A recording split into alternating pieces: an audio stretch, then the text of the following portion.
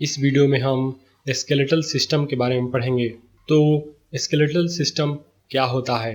हड्डियों और मसल्स के मिलने से स्केलेटन बनता है। हड्डियों से हमारे स्केलेटल सिस्टम का निर्माण होता है। The framework of our bones is called skeleton. Framework माने ढांचा। जो हड्डियों का ढांचा हमारे शरीर में होता है वो हमारा स्केलेटन होता है। स्केलेटन के 3 मुख्य काम हैं।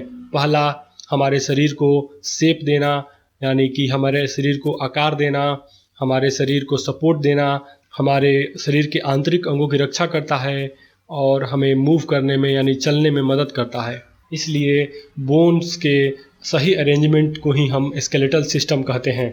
और अब हम बोन्स के बारे में कुछ और बातें जानेंगे। बोन्स जो हैं जुड़कर स्केलेटन बनाते हैं और अलग अलग बोन के साइज और शेप अलग अलग होते हैं।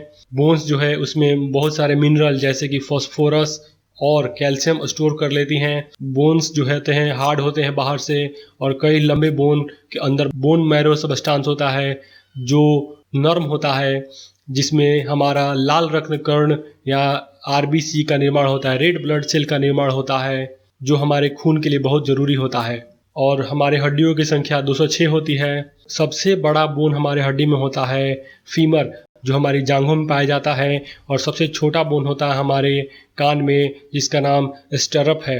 और अब हम जानेंगे हमारे स्केलेटन के कितने पार्ट होते हैं। तो हमारे स्केलेटन के 5 पार्ट होते हैं। पहला होता है स्कल, जिसे हम खोपड़ी कहते हैं। बैकबोन यानी रीढ़ की हड्डी। तीसरा यानी रिब्स मतलब जिसके अंदर हमारा हृदय रहता है। चौथा यानी लिम्स मतलब हाथ पैर कंबाइन करके लिम्स कहते हैं हम उसे।